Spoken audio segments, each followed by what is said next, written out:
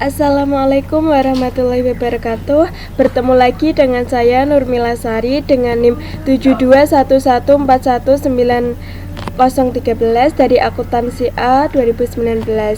Di kesempatan video kali ini saya akan membahas mengenai proyek 3 dan 4.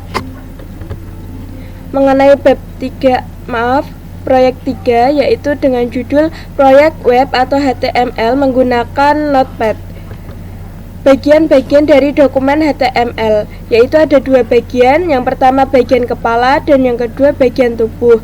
Pada bagian kepala memberikan informasi mengenai peranti lunak browser web.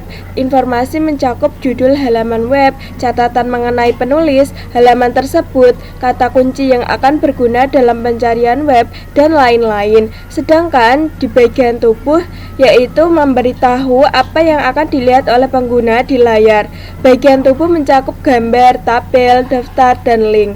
Pada bagian ini tertulis perintah-perintah HTML serta teks dalam dan gambar sebenarnya yang akan ditampilkan pada halaman web. Membuat dokumen Notepad. Dokumen Notepad pendek dapat digunakan untuk membuat halaman web dengan cara yang dapat dilakukan, yaitu yang pertama, membuat dokumen Notepad dan membuat dokumen baru dengan klik perintah Start, pilih program, lalu pilih aksesoris dan program Notepad. Yang kedua, baris 1 hingga 5 menentukan judul halaman web. Kemudian yang ketiga, baris 6 menentukan tempat di mana halaman web di mana kursor akan ditempatkan. Yang keempat, baris ke-7 berisi HTML untuk memulai paragraf. Yang kelima, baris 8 memperbesar ukuran huruf dengan cara drop down. Yang keenam, baris 10 mengembalikan perubahan ke bentuk awal. Yang ketujuh, baris 11 yaitu perataan paragraf awal. Yang ke-8, baris 12 menggunakan perintah line break untuk satu baris kosong. Yang ke-9, baris 13 memberikan judul location.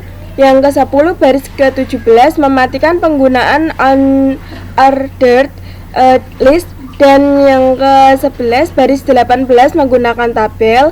Baris 19 memulai membuat sebuah baris. Baris 20 hingga 23 yaitu membuat 4 sel data. Baris ke-44 membuat paragraf yang terletak di tengah halaman. Baris 45 memberitahu HTML menggunakan file gambar. Baris 46 menonaktifkan perataan paragraf. Baris 47 hingga 51 berisi daftar perurutan. Baris 52 dan 54 perintah awal dan akhir. Dan baris yang ke-53 yaitu hyperlink pertama. Menyimpan dokumen Notepad. Dokumen harus disimpan sebagai file HTML. Default dokumen Notepad adalah dokumen teks dan eksistensi file. Teks akan ditambahkan secara otomatis pada nama file jika file disimpan dalam bentuk teks. Jenis file yang dipilih harus all files dengan pengodian ANC.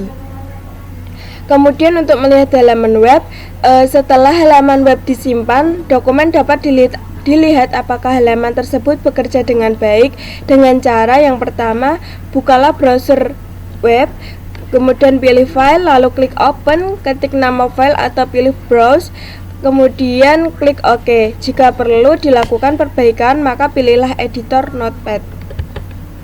Kelebihan dan kelemahan penggunaan Notepad. Kelebihannya yaitu kode yang dibuat efisien dan manajer dapat lebih memahami bagaimana halaman web bekerja. Kelemahannya yaitu keharusan untuk mempelajari perintah-perintah HTML dan proses pembuatan kode. Kemudian masuk ke proyek 4 yaitu formulir survei web atau HTML siswa. Kode HTML untuk contoh seperti ini ya contohnya. Kemudian bagian-bagian formulir contoh. Formulir ini dimulai seperti proyek 3, bedanya pada baris ke-6 dan sampai 47 dari kode HTML yang digunakan. Bagian pertama mengumpulkan informasi mengenai siswa yang mengevaluasi pembicara. Baris 14 sampai 18 adalah perintah untuk input file name and email. Bagian selanjutnya menanyakan tingkat kelas pengguna. Baris 23 sampai 26 menampilkan pilihan kelas. Sedangkan baris 29 sampai 30 setiap baris membuat file dan banyak kotak dapat dipilih. Baris 33 sampai 38 memberi daftar perintah berupa drop down. Baris 45 berisi perintah submit dan baris 48 berisi perintah reset. Menyimpan contoh. Simpan dokumen sebagai HTML. Jenis file yang dipilih yaitu save as type. Haruslah file selalu pilih kode ANSI. Kemudian untuk melihat halaman web digunakan cara yang pertama, buka browser web, kemudian pilih file, open, dan ketik nama file atau browse, kemudian klik OK. Sekian video dari saya mengenai penjelasan proyek 3 dan 4. Kurang lebihnya mohon maaf. Wassalamualaikum warahmatullahi wabarakatuh.